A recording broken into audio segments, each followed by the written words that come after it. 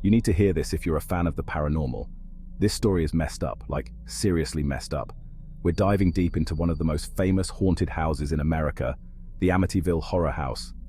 We're talking demonic possessions, cold spots, and an infamous family tragedy. We're breaking down this creepy case into 5 parts, so buckle up. Stick around till the end for Chapter 5, where we get into all the movies, documentaries, and books inspired by this crazy story. Okay, so picture this. Long Island, New York, 1974. This unassuming Dutch colonial house becomes the setting for a story so terrifying it still sends chills down people's spines. But before we get to the Lutz family and all their crazy experiences, we gotta go back to the beginning, to the dark heart of this whole thing. The story starts with the DeFeo family, a seemingly normal family living in this house.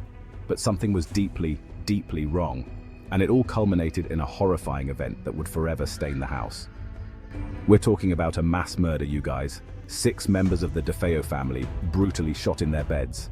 The killer, one of their own, Ronald DeFeo Jr. Now here's where it gets really creepy. DeFeo claimed he was possessed by demonic forces that compelled him to commit the murders. He said he heard voices, felt an evil presence. He even said he saw red eyes glowing in the darkness. Dude, I'm getting chills just thinking about it. Now, whether you believe in the paranormal or not, you gotta admit, there's something unsettling about this case. Was DeFeo really possessed, driven to kill by an unseen entity? Or was he just a deeply disturbed individual who used the supernatural as an excuse for his horrific actions? The police didn't buy the whole possession thing, obviously. They charged DeFeo with 6 counts of murder, and he was sentenced to life in prison. But the story didn't end there, not even close, because the murders were just the beginning of the nightmare. The house sat empty for over a year after the murders. People said they felt a cold, oppressive presence there. Some even claimed to see strange lights and hear disembodied whispers coming from within.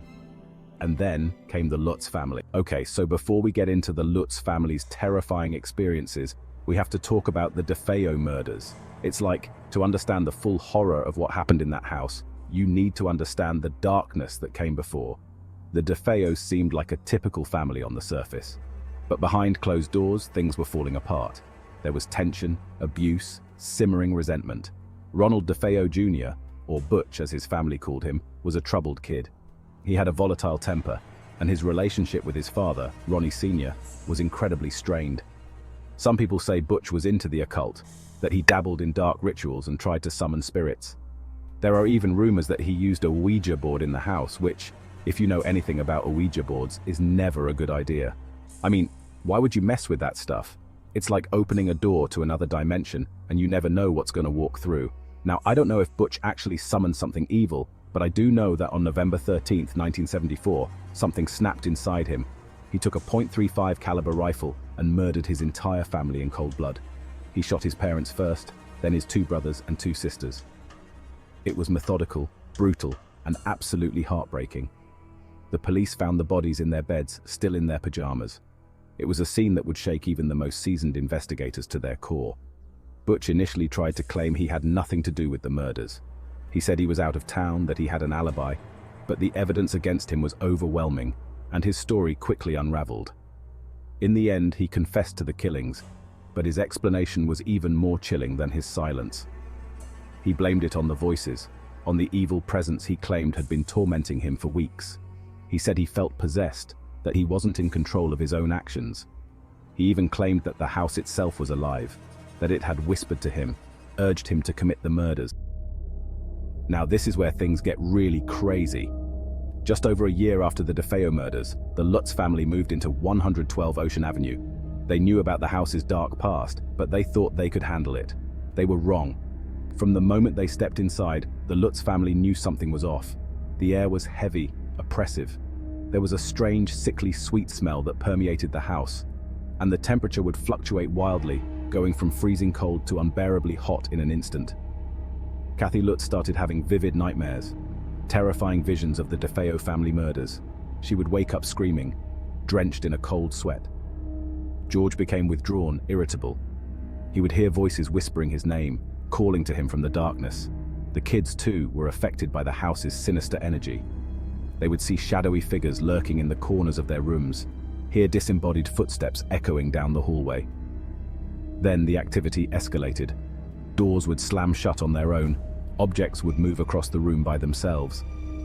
One night, George woke up to find his daughter, Missy, standing at the foot of his bed, her eyes glowing an eerie red. He tried to talk to her, but she just stared at him with a cold, blank expression. The next morning, Missy acted as if nothing had happened, but George knew something was deeply wrong.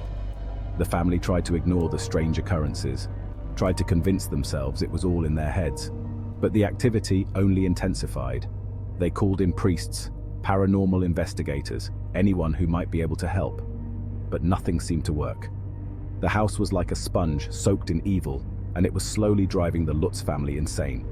They lasted 28 days, 28 days of terror, of unimaginable fear and paranoia. Finally, they couldn't take it anymore. They fled the house with only the clothes on their backs, leaving behind all their possessions, their furniture, their memories. So what really happened in that house? Was it truly haunted by demonic forces as the Lutz family claimed? Or was it all just a hoax, a clever fabrication designed to make money and gain notoriety? Look, I'm not gonna lie. There are parts of this story that make me skeptical. The Lutz family's claims are pretty outlandish. I mean, levitating furniture, demonic pigs, slime oozing out of the walls. It all sounds a little too Hollywood, you know? Plus, there have been accusations that the Lutz family exaggerated their experiences, that they embellished the truth to sell their story. Some people even claim that George and Kathy Lutz were in cahoots with the paranormal investigators, that they staged events to make the hauntings seem more real. But then again, there are things that can't be easily explained. There are the countless witnesses who claim to have experienced strange phenomena in and around the house. There are the photographs taken by the paranormal investigators, images that seem to show unexplainable anomalies. And then there's the fact that no one has ever been able to live in that house for an extended period of time. It's like the place is cursed, forever marked by the tragedy that occurred within its walls. Could it be that the DeFeo murders created some kind of psychic imprint on the house? A residual energy that influenced the experiences of everyone who entered? Or maybe, just maybe, there really is something more sinister at play, something that defies rational explanation. The Amityville Horror story quickly became a media sensation. Books were written, movies were made, and the house at 112 Ocean Avenue became a macabre tourist attraction. But as the story was retold and reimagined, it became harder and harder to separate fact from fiction. The first book about the Amityville Horror, written by Jay Anson, was a massive bestseller. It presented the Lutz family's story as fact, and it terrified readers around the world. The book was quickly adapted into a movie, The Amityville Horror, which became a box office hit and further cemented the story in popular culture. Since then, there have been countless sequels, prequels, and remakes of the Amityville Horror. Some of these films have been genuinely scary, while others have been, well, let's just say not so great. But regardless of their quality, they've all helped to keep the legend of the Amityville Horror alive. The house itself has become an iconic symbol of the paranormal. People travel from all over to catch a glimpse of it, to feel the weight of its dark history. Some even claim to have felt a cold spot or heard a whisper while standing on the sidewalk outside. But whether you believe the story or not, there's no denying the impact it's had on our collective consciousness. The Amityville Horror has become a modern-day ghost story, a cautionary tale about the dangers of the unknown. It's a reminder that sometimes the most terrifying monsters are the ones we create in our own mind. So, there you have it, the chilling tale of the Amityville Horror. From the tragic DeFeo family murders to the Lutz family's terrifying claims of paranormal activity, this story has captivated and terrified people for decades. We explored the history of the house, the different theories surrounding the hauntings, and the way the story has been portrayed in popular culture. But ultimately, it's up to you to decide what you believe. Was the Amityville Horror real? Or was it all just a figment of our collective imagination? Let me know your thoughts in the comments below. And don't forget to subscribe for more creepy content.